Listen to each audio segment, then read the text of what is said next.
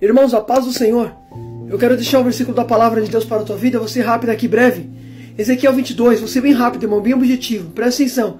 Ezequiel 22 está escrito assim: esta palavra do Senhor veio a mim: filho do homem, você está preparado para pronunciar julgamento sobre essa cidade de assassinos?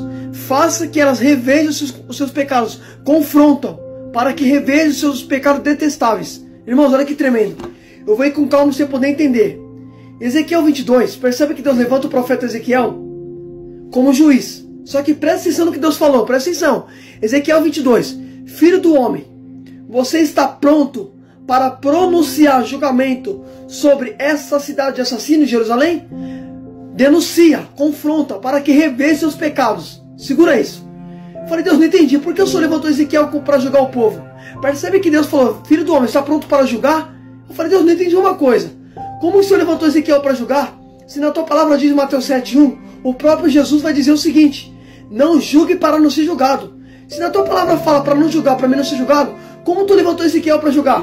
Essa foi a pergunta que eu fiquei me questionando.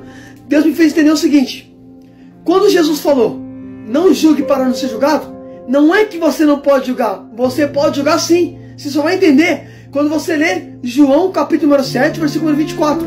Olha o que está escrito em João 7, 24. Não julguem pela aparência, mas julguem pela reta justiça. Oh glória! Então percebe, quando Jesus disse, não julgue para não ser julgado, você não pode julgar a aparência, mas você pode julgar pela reta justiça, ou seja, pelo ato do povo. Julgar de forma correta pelo ato.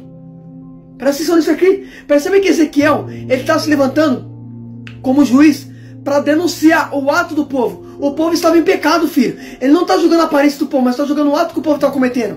E qual era o ato do povo? Você só vai entender quando você lê os versículos de número. Presta atenção. No versículo de número 11 eu vou resumir, porque é muita coisa que eu estava fazendo, irmão. Tinha coisas terríveis ali no meio, só que eu vou fazer o detalhe de algumas coisas. Olha, está escrito no versículo número 11. Isso aqui é o pecado do povo. Um homem comete adultério com a mulher do seu próximo. O outro contamina vergonhosamente a sua nora. O outro, sua própria irmã. Filha do seu próprio pai. Aí lá no versículo de número, presta atenção. Lá no versículo de número 26. Vou resumir, irmão. Presta atenção nisso aqui. No 26 está escrito assim: os seus sacerdotes cometem violência contra a minha lei e profanam minhas coisas sagradas. E não fazem distinções entre o que é sagrado e o que é comum. Ensina que não existe nenhuma diferença entre o puro e o impuro. Feche os olhos quanto às guardas dos meus sábados, de maneira que sou desonrado no meio de vocês. Olha o que Deus falou, irmãos. Se você dá uma leitura sua palavra de Ezequiel 22, percebe que Ezequiel se levanta para julgar o povo. Por quê? Porque o povo estava fazendo coisas depravadas. Estava tendo imoralidade sexual ali. O povo cometia adultério com a mulher do próximo, com a mulher do vizinho. A Bíblia fala que o irmão abusava da própria irmã. A Bíblia diz que o genro se deitava com a nora. Filho, presta atenção nisso aqui. Percebe que está tendo pecados ali terríveis. E a Bíblia fala também que os líderes não ensinavam a fazer separação do que é puro e do que é impuro. Ou seja, os líderes estão deixando como está. E hoje em dia não é diferente. Hoje você vê a igreja está uma bagunça.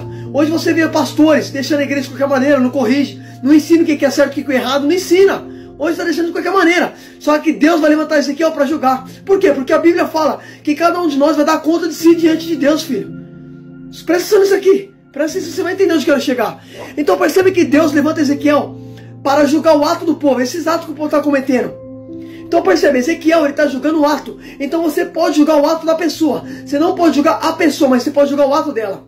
Você pode denunciar o pecado. Porque eu e você como crente, com essa palavra, você não pode, filho, concordar com o erro. Deus levanta você para divertir o erro. Eita glória. Ainda tem pessoas que pregam a verdade. Segura isso aqui. Presta atenção. Eu sei que tem pessoas aí, irmão, que não pregam isso aqui. Tem pessoas que pregam, irmão, evangelho de bênção, de prosperidade, mas evangelho não é isso. Evangelho é confronto. Olha o que Deus falou para ele, para Ezequiel: filho do homem, você está pronto para trazer julgamento a essa nação? Para confrontar, para que reveja seus pecados? Olha o que Deus falou, irmão, não é o que eu estou falando, está na Bíblia. Olha o que Deus falou: filho do homem, você está pronto para julgar? E fazer com que esse povo reveja seus pecados? Para que confronta eles, para que eles revejam. Olha o que Deus falou: Ezequiel, você vai confrontar esse povo, vai denunciar o pecado, para que eles revejam. Olha o que está escrito no versículo de número, presta atenção. No versículo número 2, Deus falou: Ezequiel, confronta eles, denuncia, para que eles revejam seus pecados detestáveis. Então, ou seja, Ezequiel aponta o erro desse povo, para que eles revejam. Filho, às vezes é necessário alguém apontar teu erro para você ver onde você está errando. Aí você fala, a pessoa está me apontando. Filho, quando a pessoa aponta o erro, automaticamente você vai fazer uma análise no erro. Você vai ver se realmente aquilo ali está certo ou está errado. Então por isso que Deus fala assim, Ezequiel, você vai denunciar o erro desse povo, para que eles revejam. Ou seja, quando a pessoa apontar o teu erro, ela não está apontando para te vergonhar, mas para você fazer uma análise. Eita glória! Você está entendendo? Aí você fala, profeta está me apontando. Muito pelo contrário, ele está te apontando para você analisar a tua vida. Porque se não apontar o teu erro, você não vai analisar e você não vai perceber onde você está errando. Eita glória! Aleluia, Deus, vou falar, Jesus. Por isso que Deus falou assim, filho do homem, denuncia, julga esse povo, para que eles revejam os seus atos detestáveis. Ou seja, eles só vão ver, Ezequiel, os atos detestáveis quando você denunciar o erro. Aponta o erro, Ezequiel. Deus mandou Ezequiel apontar, filho. Não é eu que estou dizendo, está na Bíblia. Eita glória! Então percebe, Ezequiel levantou como juiz para julgar o povo. Então você pode julgar sim, de acordo com a reta justiça de Deus. De acordo com a palavra também você pode julgar. Percebe? E uma coisa que eu achei tremenda, irmão, vou resumir. Olha que tremendo, olha o que está escrito no versículo número 26. Olha o que Deus falou, os líderes, os sacerdotes são líderes. Vocês não ensinam a fazer separação entre o puro e o impuro. Vocês não fazem distinções. Olha o que Deus falou no 26, eu vou ler para você poder entender. Olha o que Deus falou. Os seus sacerdotes cometem violência contra a minha lei, profanam minhas leis e ofertas sagradas. Não façam distinções entre o que é sagrado e o que é comum. Ensina que não existe diferença entre puro e impuro. Ou seja, vocês sacerdotes estão dizendo que não tem diferença do puro para o impuro. Vocês não estão ensinando, para vocês não tem diferença. Mas para Deus tem diferença.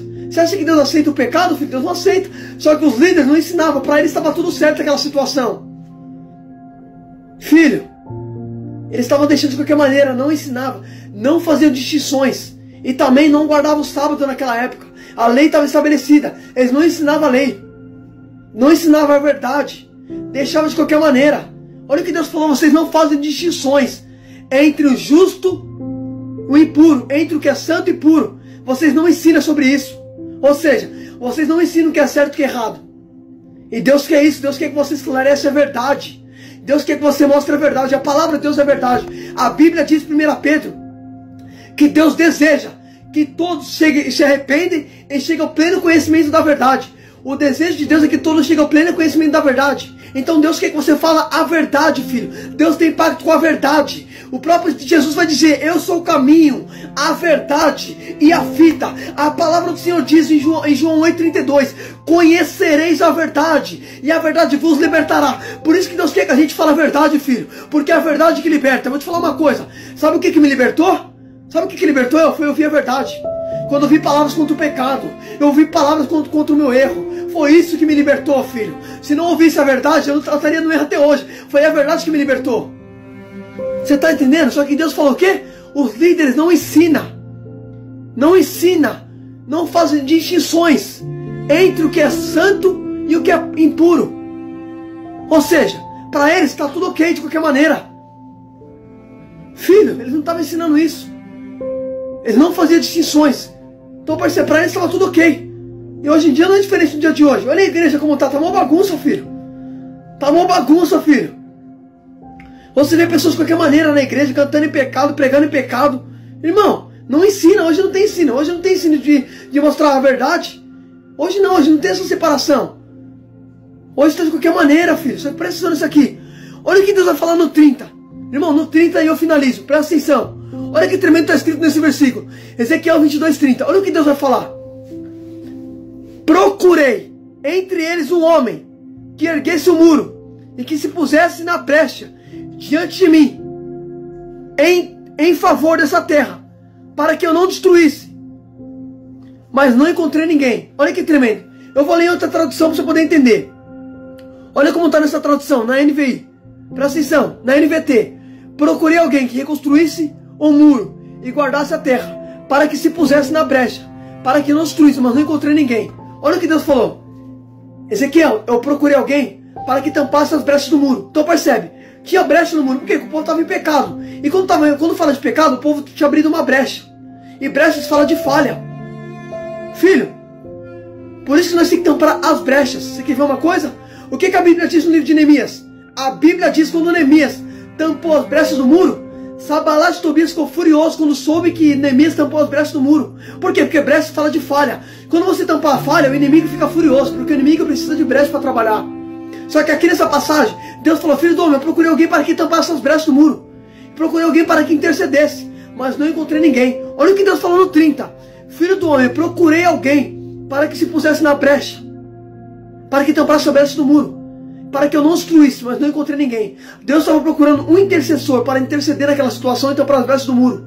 Só que Deus não encontrou ninguém. Eu vou repetir isso aqui até você entender. Olha o que Deus falou: filho do homem, eu procurei alguém para que se pusesse na brecha e intercedesse, para que eu não obstruísse. Deus falou assim: eu procurei alguém para interceder, para eu não obstruir. Procurei alguém para orar por essa nação, por esse povo. Só que eu não encontrei. Deus trabalha a favor de intercessores. Você quer ver uma coisa? Quando Deus destruiu o povo, lá em Êxodo 32, a Bíblia fala que o povo tinha levantado um bezerro de ouro. E Deus falou para Moisés: Moisés, eu vou destruir esse povo. Quando Deus falou que ia matar o povo, Moisés falou e intercedeu. Falou: Senhor, tem misericórdia desse povo. A Bíblia diz que Deus não destruiu o povo porque Moisés intercedeu. Então percebe, pelo fato de Moisés interceder, Deus vai se sair. A Bíblia vai dizer também no livro de Amós que Deus mostrou para Amós gafanhoto. Deus falou que ia mandar gafanhoto para destruir. Só que Amós falou: eu roguei ao Senhor. E Amós falou: Senhor, Jacó é tão pequeno. E Deus não mandou a praga de gafanhoto porque Amós intercedeu. Então percebe, se você pegar para ler, você vai ver que Amós também intercedeu pelo povo e Deus não mandou a praga, por causa da intercessão de Amós. A Bíblia também vai dizer em Gênesis que quando Abraão ficou sabendo que Deus destruiu Sodoma e Gomorra, Abraão começou a interceder. A Bíblia diz que Jesus é o intercessor, está à direita do Pai e intercede por nós. Então percebe que Deus trabalha a favor de intercessores, filho. Percebe que Deus falou: filho do homem, eu procurei alguém que se pusesse na brecha, procurei intercessores, mas não encontrei. Deus queria intercessor para não destruir aquela situação. Deus não queria trazer destruição para aquele povo. Por isso que Deus estava procurando intercessores. Porque por causa da intercessão, Deus cessa, filho. Deus muda de ideia. Oh glória, aleluia. Só que Deus falou: não encontrei. Eu não encontrei. Se levanta como intercessor na tua família. Se levanta como intercessor na tua casa. Ora, roga, filho. Deus quer intercessores, filho. Oh glória a Jesus. Olha o que Deus falou, irmão. Oh, glória a Deus. É muito forte, irmão, essa palavra. Olha o que Deus falou: filho do homem, eu procurei alguém para que se pusesse na brecha, que eu passe os brechas desse muro e intercedesse para que eu não destruísse. Deus falou assim: eu não quis trazer destruição, não quero trazer destruição. Eu procurei intercessor para não destruir. Ou seja, se tivesse intercessor, eu não ia destruir. Mas não teve intercessor, eu procurei, mas não encontrei. Quando você intercede, Deus não destrói por causa da sua intercessão. Sabia disso? Eita glória. Sabe por que a tua casa não foi destruída? Porque você é intercessor. Sabe por que a sua família não foi destruída? Porque você está intercedendo. Você está entendendo? Sabe por que tua casa não pereceu? Sabe por que teu filho não pereceu? Porque você está intercedendo. Você é um intercessor, filho. E Deus não traz destruição por causa do intercessor, filho. Reflita nessa palavra em nome de Jesus.